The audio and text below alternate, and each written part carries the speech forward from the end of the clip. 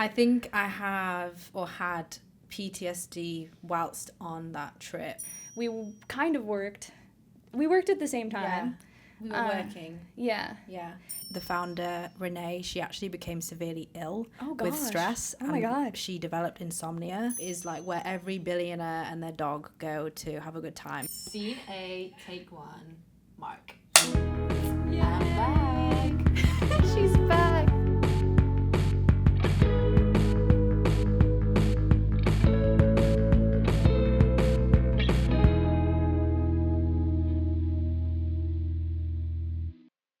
Welcome to the Guess Where I Am podcast. I'm Louise. We're without Coke today, but I'm with special guest and good friend, Selina Smyllie. and we are in New York. Yeah, baby. This is it. We're in the big city, if you can't tell from our amazing view. Not a green screen. Not a green Not screen. a green screen. Selina here paid top dollar for this. So, I'm going to just give a little bit of a background for our listeners. If you don't know who Selina is, she's actually been on this podcast before. I have. Welcome, Selina, to the Guess Where I Am podcast. Woo. We're so happy to have you. I'm here. Australia's lovely, especially in the summer. We woke up every day like Just another day in paradise. We said that every single day. It's funny because anytime something bad would happen, we'd be like, not another date. I'm tired thinking about it. Vegas ate me. Yeah. It ate me up. It spat me out. Which was like 2 years ago. Terrifying. Yeah. Time flies. And it's been like since then, since we've seen each other, Yeah. right? It was Savannah. I was in Savannah, Georgia. And that was 2 years ago. That was the last time we saw each other. 2 years ago. So sad. But I'm Really sad. grateful that you came back in town. Yes. I feel so lucky. I feel so lucky. Look where we are. I know. This is you all- call this home. I know. I call this Vacay. broke bank account and a good time. That's a great way to put it. I think I would also say broke bank account and a good time here in New York. But Selina's episode is out. It's in season 1. You should definitely listen to it if you haven't. It talks a lot more about how we met and how we became best friends because we lived together in Melbourne, Australia. We kind of worked. We worked at the same time. We were working. Yeah. Yeah. And I know we talk about that all the time. So if you want to hear some fun stories about all the shenanigans that we got into, I kind of forget about what we talked about season 1. Crazy times. I think I mostly talked about my crazy time in America. Yeah. And how wild it was. I traveled to America for the first time ever 2 years ago. And I went from west to east. I started in Hawaii, then went to California, then Vegas, and DC, and Savannah, then New York, and I made my way around. So I traveled a fair few very different states and had some crazy stories. Yeah, near gunfight experiences. Yes. Hitchhiking in Hawaii. Nearly homeless in Hawaii. Like a lot went down. I do. I am starting to remember you like being like kidnapped in Las Vegas almost by the hotel system and how like you couldn't get out easily. Yeah. They make it so difficult to leave. I think I have or had PTSD whilst on that trip I had trauma from America. Yeah. I definitely had some trauma. Yeah. It's taken me like 2 years to come back. You needed 2 years away to like forget about the Yeah. pain from the first time around. I think I just wasn't ready for like the States energy. I feel like I get it now. I'm more equipped to Americans. Yeah, and like what that comes with. Yes, and we're staying a little bit more local. You're not going on planes everywhere and traveling from west to the east coast. We're staying local to New York and Connecticut. Yeah, which and I'm New excited. York feels very homely to I think Europeans because it feels like a bigger London. It's not like super rural or like alien. It's quite like familiar. Yeah, you're not in the middle of nowhere. You can walk on, there's this sidewalks and stuff.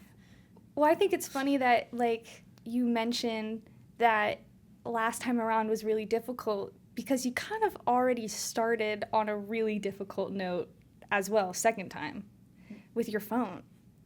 Oh, this time around? Yeah. Oh my Like, you've already run into problems. Yeah. Maybe it's me in America. Yeah. Like, America just likes to make it hard for me. I know. So the flight is 7.5 hours, and I get onto my flight, my phone, for some reason, brand new phone, it's less than a year old, decides it's not going to take any cables to charge it. No cables. It's not a problem with my cables because I went into a shop, their cables worked. My phone will just not accept a charger. So I was thinking, shit, I'm about to travel to another country, get on a 7-hour flight and land with no charge. Terrifying. And I go into a shop to buy a wireless charger, and the guy's like, oh no, we see this all the time, don't worry, like this will give it a few hours, your phone will be fine, save yourself the $50 that it was going to cost me to buy this charger. So I was like, okay, I'm going to take his professional advice and not buy it. I land in New York on 4%, no means of like getting anywhere. Also, there's no like shops, like the airport is really far out, there's no like shops in the airport. So yeah, I had to like emergency get a taxi, which is so expensive, by myself, just so that I can make sure I get to the hotel. This all sounds like traveling worst nightmare. Yeah. Because if there's like one thing that you never want to forget is like a power bank so that your phone doesn't die and you're like stranded. But you had the one situation where it was my phone. It's your phone. Yeah. That never happens. Crazy. But you made it. And I made it, and my phone port still isn't working, but I have a wireless charger now. And that works. Yeah. Well, welcome back. We're happy to have you. Good New York, to be although back. wasn't friendly at first, I can sense that it's happy to have you. Yeah, I love New York. New York was I didn't have any problems with New York last time. Everyone was really nice. Nice people. It's surprising. People love to hate on New Yorkers. I don't hate New Yorkers. As Northerners. I love you. Okay. So I think that we should get into a little bit about yourself, just to remind those who maybe haven't listened to the first episode that you're in. So tell us about where you live, where you're from, and what do you do for a living? I am from the UK. I'm from up north. If you can't tell from her accent, her super cool accent. Yeah, you probably can't. I don't have a northern accent. I lived in a little city called Leeds. It's in between Liverpool. It's near Liverpool and Manchester. They're the only two cities out of London people seem to know about. But I live down south now, and I am a creative. I work in advertising. I'm an art director. Yeah. Is there anything else that I need to add to that? I don't think so. I think you can elaborate more because she's a fellow creative industry girly, which means that you do, creative directing is like the broad term, I guess. Yes. But let's get into like what are some of your styles that you tend to gravitate to, or like the type of projects that you like to direct? So, I mean, I completely forgot, but this is like an obvious one. I just did a big NBA sponsorship campaign. Insane. For an American brand, Rhone. Okay. They were like menswear, but they've now introduced women's wear very recently. So I feel like male audiences might have heard of it more than the women. But amazing brand. And we shot with Miami Heat, Kevin Love. Cool. Very cool. I wish I knew more about basketball, but I really don't. No. I mean, as a Brit, neither do I. But that's pretty cool. Yeah, very cool. I know the NBA, so. I know the NBA, and I now know Kevin Love. Amazing. Did you get his contact? No, did not. That's okay. So that's the kind of stuff I do. I work in advertising, and advertising can range from a big TV campaign, commercial, to a big billboard outside. It could be like social media. Sometimes it's really like little stuff, like social media content. So I've recently won Haribo as a client at work. So we'll do like, we'll make like fun. We'll go in the studio and just like play with Haribo. That's the cool thing about, and you probably feel the same with what you do, is you can be working on so many different things. Like one week you're doing a big TV commercial with a Miami Heat all-star player, and then the next week you're in a studio and you're like playing with Haribo and like making little stop motion in the studio. Wait, that sounds like a dream. It's fun, but nobody realizes how much time and effort goes into food shoots. We had a food stylist, the Haribo's, like teeny little sweets, like nothing crazy, but she was painting glycerin on them. Oh my God. And I always learn that there's like a million more jobs that I have never heard of or would never know about unless I knew someone like you. How did you, pivoting a little bit, how did you get into creative directing, and like what made you want to go into that career? I was always creative, like ever since literally the age of 2. So everyone knew I was going to do something creative. And at school, back at home, like when you do your GCSEs, you have to do work experience, like you have to do it. And I just did 2 weeks at my friend's dad's company, and it was because it was creative, and I was like, I'll do anything creative. And it was a branding agency, so like logos, packaging design, and I was like, whoa, this is a job, like this is so cool. Yeah. And so from the age of 16, I knew I wanted to go into like brands, the world of brands, whatever that was. I didn't really know yet, so I did an advertising degree, and then I got a job in advertising. Wow. It's a very like straightforward, linear, Yeah. like I knew what I wanted to do, but only because I had awareness of it. Most people don't, and if I hadn't have had that friend's dad, I wouldn't have known about it, and like, who knows what I would have done. That's scary. So like awareness of industries is massive. You actually have a podcast, which we'll talk about at the end of the episode, but you were briefing me about it, and I was thinking about how I got into sound. Yeah. And I was like, I actually didn't really know a career in sound existed until I went to art school, and it was an option. And I was like, oh my God, wait, I think this is what I want to do. And I wish that someone had told me about that option sooner, so that maybe I could have gotten further sooner, I guess. Yeah. Well, that's exactly what my podcast is about. Yeah. Although it doesn't exist yet, so I don't know if I can plug it, but it will exist. It's going to exist at one point. I have a platform called Not Another Creative, and it's about to become a podcast / social show, talk show, whatever, where I'll interview different creatives from all around the world in different creative fields, about their job, how they got into it, what do they do, like the nitty-gritty of like their day-to-day, like the work they've done, projects. I've already done it a little bit, but I did it as a blog, and I've interviewed people from like in the fashion industry, and like obviously advertising and social media, and in the music industry, so like a wide range, because I feel like we're massively digressing. No, I already know how. Don't even stress. I know how we're gonna tie this back into the episode. So great. I want to hear about this. The biggest issue, I think, with not just the creative industry, to be fair, but obviously we're talking about that, is lack of awareness. It's not taught in schools. I don't know about America, but in the UK you have like art and design, but it's fine art, and it's traditional, and it's like painting, drawing, photography. Some schools do that, some schools don't. And it's like, that's a very physical, practical skill. But there's like a whole other, like they're missing out on like 90% of the creative industries, which is all like thinking, creative ideas, coming up with ideas, which is like all advertising, and that you don't need to draw or paint. Sound design, you don't need to draw or paint. So I feel like people go through school or go through art thinking, I'm not creative because I cannot draw a flower or whatever, when actually they could be creative in other ways, like sound design, set styling, coming up with ideas, being strategically minded, like so much. So the purpose of my podcast is to spread awareness of the kind of jobs out there. Yeah, and I love that. But it's rewarding. Yeah, if you can work on that stuff, you get to work on like the craziest things.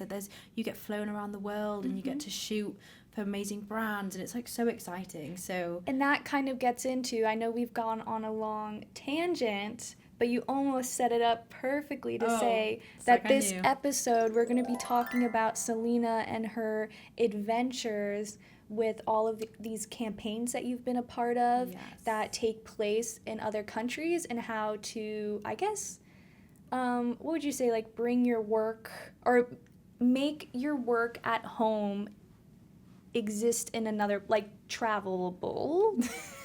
Wait, what's the... I don't know what you're saying. No, okay, trying hold to on. like work abroad. Yeah, no, I guess it's like a little bit of trying to work abroad and like a little bit of getting a job and formatting a job that allows you to travel. You know, like as a creative director, you were able to get the opportunity and then to come up with an idea and then set it in a different country, right? Yeah. Travel to that country, shoot it. Yeah. Come back. Yeah. Let's just start with some of the basics, I guess. Yeah. Of your most recent shoot abroad. Okay. Well, I mean, that would technically be this. Oh, yeah, New York. yeah, We're yeah. shooting right now. Uh-huh. I think any type of job in production, and that includes advertising, because you're producing TV campaigns, film, anything where you're shooting, involves travel, because you'll shoot on location. I do like to tell people what I love about working in production is that every day my office is something different. Yeah. And you can't really predict what it'll be like. I love that about this industry as well. So I think first off, if you're someone who wants to travel a lot with work, this is definitely an industry which allows that. Yeah, so one of the biggest projects I've done this year, it's an amazing story, but it's not something, I basically met a girl in a cafe. So it's not something I can like give a tip on. Yeah. How to get the job. You got lucky. An opportunity fell right in front of you. Something landed right on my lap and I didn't do anything to get it. Well, I don't know, you could say maybe the universe put you in that cafe for a reason. Yeah, it was fate. Well, it was Soho House. So yeah, I guess it wasn't just any old cafe. I was in a members club, which is for creatives. So there was a lot of creative people in there. Basically, this really lovely girl came and asked if she could sit on a chair I wasn't using because it was really busy. And I was like, yeah, of course. And we just started naturally chatting. And she mentioned, you know, what do you do? Or what do you do? And she mentioned that she had a ski wear brand. And I was like, oh, okay, tell me more. She looked really young. And when someone just says, they have a ski wear brand, you want to know more. She was only 22 at the time. Wow. And we just got talking. And as she was talking, I realised how much career and work-wise we had in common, because I was working on Roan at the time. Anyway, what I was working on Roan was relevant to what she was doing. So she was like, oh, I'm shooting. My brand is only 2 years old. She created the first ever thermal base layers to have integrated shapewear. Oh my God. Really cool. Very, very cool product. In her first year, she was featured in Red Bull, the only for like best ski gear, the only base layer brand to be featured by Red Bull. Wow. She's been featured in magazines. Gwyneth Paltrow. Good for her. Seems like a girl boss. Loves the products. Yeah, she's really cool. You were sitting at the cafe and you're basically networking. Yeah. Which could be an important advice, is the importance of networking to get you opportunities. 100%. If you hadn't been as open and friendly to talking to the stranger and wanting to hear more about her job and her career, then that opportunity wouldn't have come to you. 100%. And we soon realized that what she was needing to work on for her brand, I was doing for another client. And I was going, oh, you need to shoot a ski wear campaign. I'm literally creating the shot list for this activewear campaign. I can help you, da-da-da.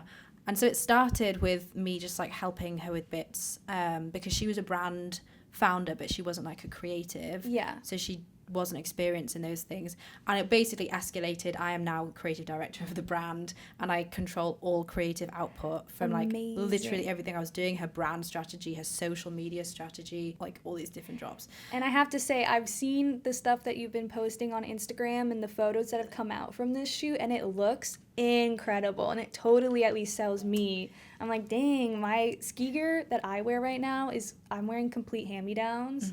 And I was looking at the stuff that you were posting. I'm like, damn, I am lame on the mountain compared to these girls. They look fabulous. And you were a model too. I'm a one-woman agency. Yeah, My look God. at you. So, to put it in perspective, like she was 23. It was less than 2 years old. Like, she's not got budget. And also it's ski wear. You can't just like shoot it around London. Anytime you want to shoot product, has to be in the mountains. Like a very tricky thing to do.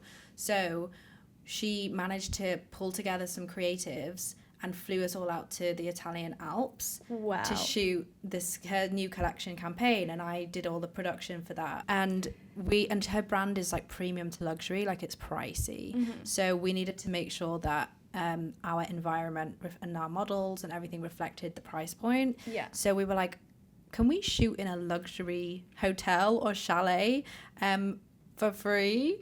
And basically she managed to, through a connection, secure a few hours at a hyper luxury chalet. Like I'm talking about luxury I've never seen before. This was a 7-story chalet, and just a deposit to book was more than our yearly salary. Just the deposit to book. So then this brings up the question of how much is it work and how much is it a really nice vacation?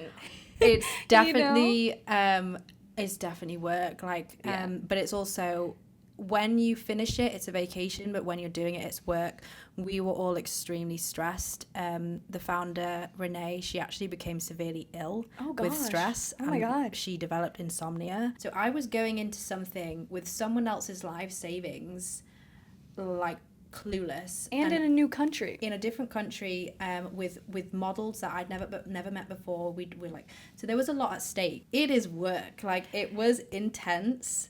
But when you, at the end of it, and you can look back and you see what you've created, you're like, oh, that was amazing. Yeah. And then just to tie it in, I guess, back with traveling a little bit, was managing all of this in a new country where their first language is Italian, right? Wouldn't it be English? Did you ever find yourself running into some language barriers? Oh, yes, we did. But one of our models was Italian and French. Oh, and the other model was French and English. Well, they were both English, but both had French parents, I think, or French. Anyway, so they were both bilingual, trilingual. And yeah, we ran into some issues. We ran into like Italian police at one point, and she just like sorted it. So like we had fluent speakers with us. Otherwise that would have been hard. Like, thank God for them. Oh, that's good. Yeah. So that's important. What about if someone, I guess, wants to do something in a similar situation that you did where you creative direct abroad? What would be, I guess, your main point of advice if they want to do something similar to what you did in this experience? Okay. Well, this was a project that I did outside of work, and it's something that I got through networking, I guess. Yeah. It wasn't intentional networking, like it was very much felt like fate, like we just met. Yeah. But it really proved like how important networking is, particularly in the creative industries.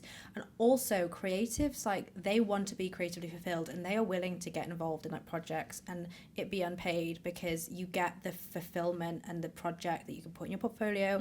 There are people out there who want to make stuff. You just got to find them. Yeah. So it's definitely, I think, part of being a creative is always having like a side hustle or a passion project or doing something outside of work.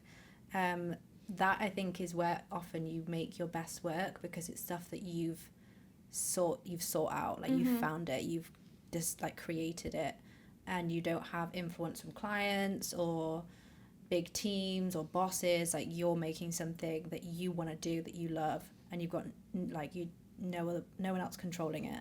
So is there any other like opportunities that you have coming up that are something similar with maybe a different brand? Or I don't think I have anything coming up, but there obviously are other things that I did which are really cool. With the ski wear brand, we got taken to St. Moritz. If you've heard of it, it's a very fancy place in Switzerland. You can only fly directly to it by private jet, or you have to fly somewhere near it and then travel to it. Yeah. But the St. Moritz have a snow polo. It's polo on snow. Very fancy. Like the horses? Like the horses, but on snow. It's on a frozen lake. Oh my God. Very fancy.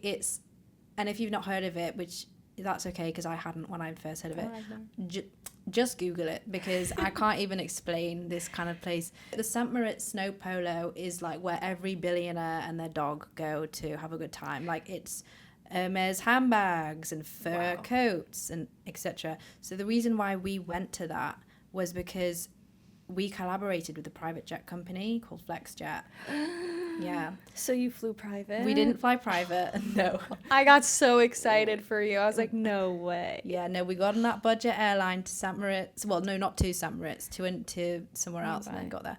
But they did take us VIP, which is pretty cool because you can't pay to go VIP. You can only be invited. Oh. So that was pretty cool. I hate to say it, but I think if I was in the situation you were in, I probably would have immediately gone husband hunting. I would have been like, my husband is here in this room. I can sense it. Yeah. We all came away from that trip like, I think money can really buy happiness after all. Because it was just so bougie. It's like a lifestyle that you never ever get to experience or witness or see, and everyone there is wealthy, and you never really see that. And it was just like, it's something else. The people watching, I'm sure, was crazy. Crazy along people with watching. the view of, well, I can't imagine horses running on ice. Yeah. That seems really majestic and also really dangerous. It's snow, not ice, and it is beautiful. It is really majestic. I'm sure. It's like so picturesque. It sounds like Really a nice. winter wonderland. Oh, it really is. Yeah.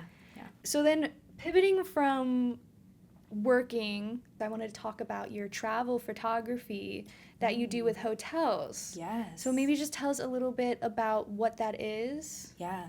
I mean, I think this is quite a common thing with creatives is you'll have many different hobbies and you can pick up new things, because creativity is so like malleable and it's not limited to a specific one thing, so you can usually transfer those skills into different things, And it's skills that are so easily buildable. Yeah. There's one little tiny quick side point. The winner of the animation category at the Oscars this year was this movie called Flow, which is amazing. But the guy who created it on a free platform called Blender that you just download off the internet, and he didn't go to school for it. He just went on like YouTube University and taught himself the skills, made his first movie, and won an Oscar. That's crazy. So it goes to show that like as a creative, like you can put these skills, and if you're determined enough, you can build them to create something really amazing. 100%. That is like, I won my first big award. I won a D&AD black pencil, which for people in advertising probably have heard of. And you had to submit a 2-minute case study video of your work. I'd never created a video before, edited. I learned that in 2 weeks on YouTube tutorials, and I won like a massive award. Incredible. So you just learn the specific skill, like photography, you've got to learn the tech of the camera, the tool.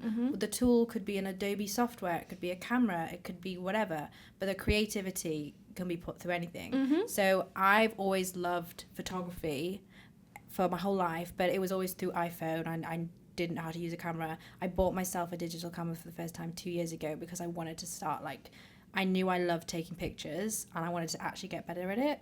And I travel a lot, and it made sense that I combined those two and start doing like travel photography, hotel photography. So now whenever I go on holiday, I will see if I can go to like 5-star luxury hotels for the day, have lunch there, not stay over, but just go there for the day, and then I'll shoot the spaces. So I'm obviously not shooting bedrooms, but I shoot like their communal spaces, and I've built up this like luxury 5-star portfolio. I've done like the Banff Fairmount Hotel, the Oberoi, which is like a 5-star hotel, in like Marrakech, and where else have I done? And obviously this ski chalet in Italy, which is like crazy. Honestly, they gave us a tour, and every now and then they'd be like, oh, this table is a petrified wood from the dinosaur era. And you're like, what? And this like 7-foot wall hanging. It was gifted by the founder of Swarovski, and it's all Swarovski diamonds and Swarovski crystals, I mean. And That's crazy. Yeah, so I shot that whilst I was there at a different shoot, and this chalet just won Italy's best chalet. Like, it just won that as an award. Wow. So yeah, I've built up this portfolio. None of this was paid. This is all just like me trying to find opportunities to create work, not just to get paid in the future, but because I love it. It's so fun. Yeah. Like, I like producing. It's a way to like be creative. And yeah, I've now got this portfolio, so that I'm hoping at some point in the future I can start actually doing it as a bit of a side hustle. Mm-hmm. And have you ever like reached out to the hotels and be like, hey, I took a bunch of pictures for you? I always send the place my pictures. Do you ever receive any feedback or no? Oh yeah, everyone's like, oh my god, thank you so much. Like, really? Yeah, everyone is really like pleased and like love that. That's fun though. Yeah. It's always good to have a side hobby. Yeah. I like to see your pictures. Marrakech, when did you go there? Last May. Was it So amazing? good. I loved it. Yeah. I really loved it. It was so unlike anywhere else I'd ever been. It's like such a cultural place. Mm-hmm. And we stayed in the Medina, which is like you're like transported back to like hundreds of years ago. Wow. It's like so cool. Yeah, love Marrakech. So then, out of all the places, because you've done a lot of traveling, what would be, I guess, your favorite spot? Oh my god, you can't ask a Or, traveler that. I guess, yeah, you're right. That is the wrong question. Give me maybe your top 3, but let's categorize it. Let's do one for like a vacation. You know, you're just relaxing and you're just literally getting away from life, versus one maybe where you can have a lot of really great experiences. Oh, man, Louise, this is too hard. I think being someone who loves traveling, the reason why you love travel is the diversity and the range of experiences. So it's too hard for me to say that there's like one place, because it depends on what I'm after. Mm-hmm. I went to Canada for the first time ever in September, and I went to Toronto and Kingston, then I went to Rockies, Revelstoke, Vancouver. I went to a lot of different places. Wow. And like, oh my god, and Banff and stuff. I loved the Rockies and Banff and Revelstoke. That was really cool. I also like Canadians. I think they're really nice. Yeah, I really liked Canada a lot. But that's a very like the Rockies is a mountainous, active holiday, and I can't compare that to like a beach holiday. Yeah, they're like I can't. True. I do love my European countries. I feel like France, the south of France, has a special place in my heart. I go there a lot. I'm so jealous too how easy it is for European, like people in the Europe region, to travel to each other's countries. It's so unfair, mainly because like you talk about the diversity is so amazing when you're traveling. In America, there's so many places that you can go to that are so beautiful, but there isn't this cultural diversity, I guess, and also the diversity in like architecture. You know, like the architecture in Greece is completely different from the architecture in France or totally. England. But here, one would argue that like, I don't know, like California versus Florida. I mean, there's mountains. There's definitely different geographic, but I don't know, everything can also look the same. Like you're always going to find a strip mall, and I just don't feel like when you're in Europe you have that same issue. Yeah, we are lucky to have Europe. And the European flights are countries. cheap. Yeah, well, they used to be, not anymore. Oh. It cost me the same. I'm going to Portugal in May, and our flights to Portugal cost me the same as coming to New York. Really? Brexit. Oh. Yeah.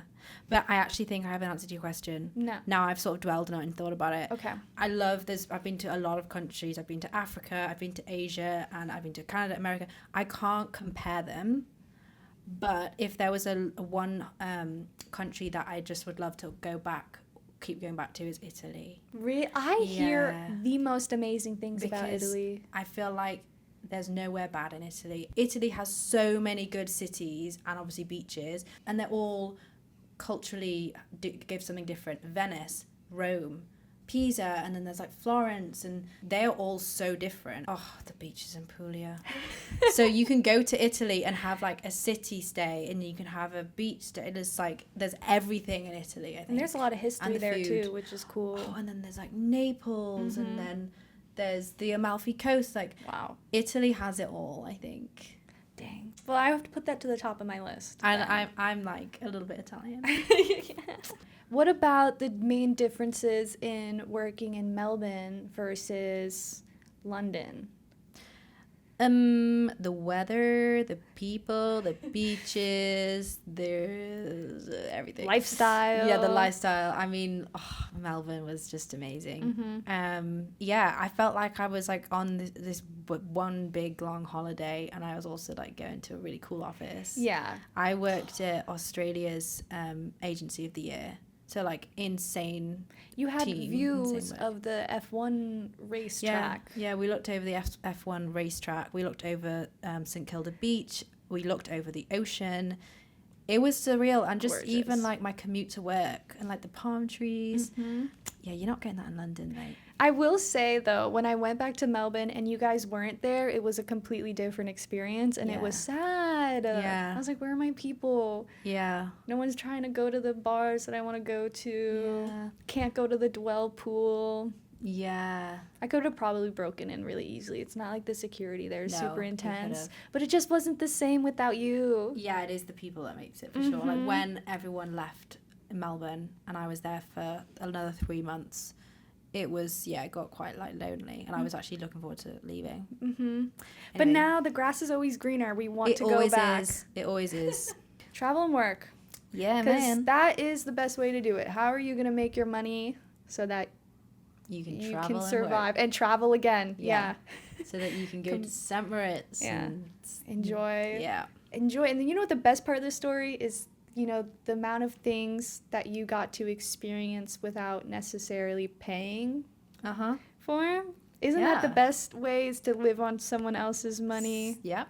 Just exactly. sleep so comfortably at night, and then add making money on top of that. Yeah. Just seems like the best of both worlds. That's why I love what we do. Yeah. Yeah. You just get to go to the coolest places. Yeah. See the coolest things and make money. Whoa. Yeah. Yeah.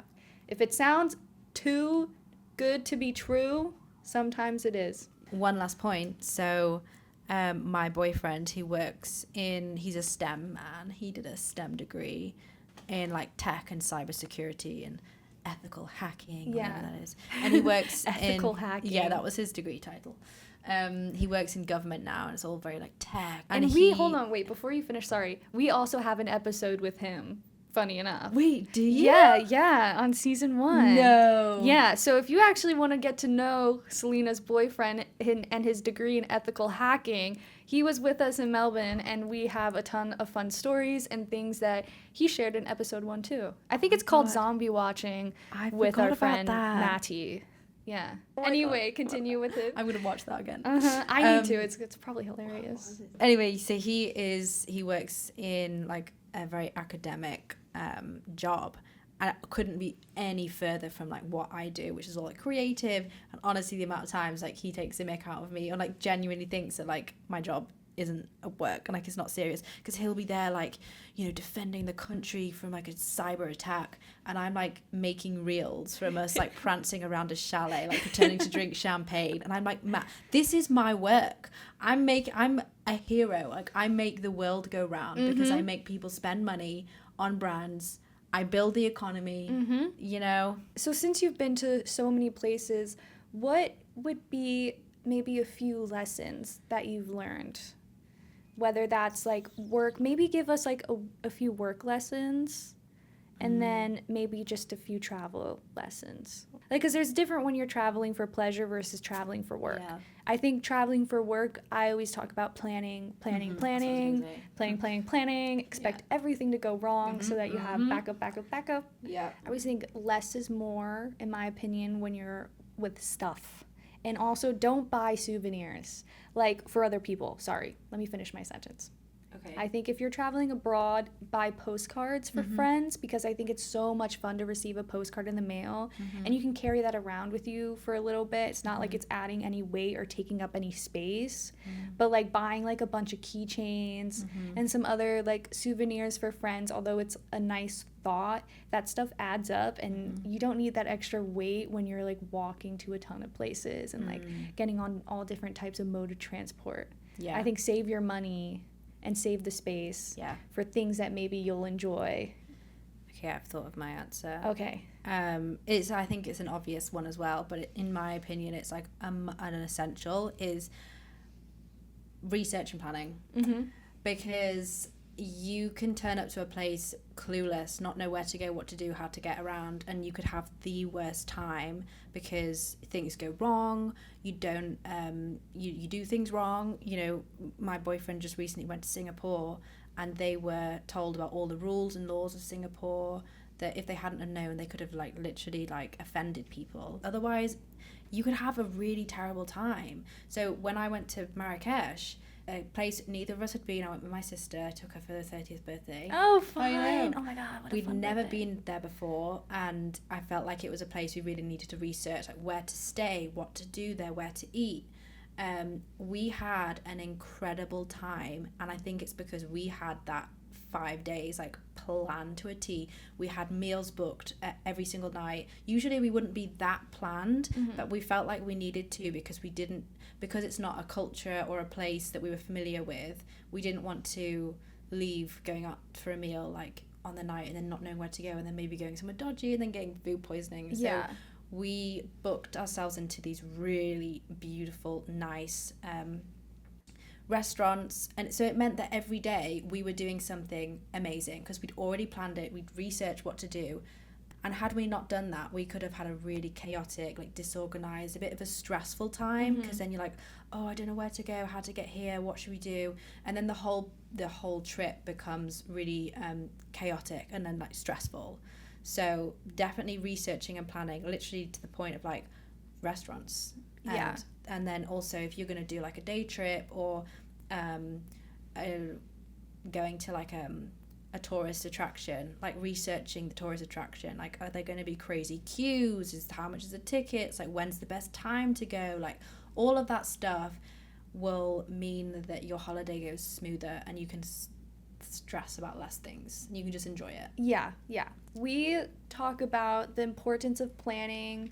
We also talk about how maybe it's good to also break it up and leave yourself some time to talk to anyone local to see what other people's advice are, because the internet isn't always correct, and sometimes TikTok videos can be like TikTok traps, and they're actually not as cool in person. And so it's all about finding that good balance of like what's safe and what should you do, what should you fill up your time, but like also maybe give yourself a day or something of freedom to like find something. Yes, that is such a good point. And now I think about it, all of our recommendations in Marrakech were from people who'd been and knew. Like that is such a good point. Whenever anyone, and I think this is very true for like London as well, people who don't know the UK, don't know London, they travel to London, like you could have a terrible time in London if you don't know where to go. You could have a shit time.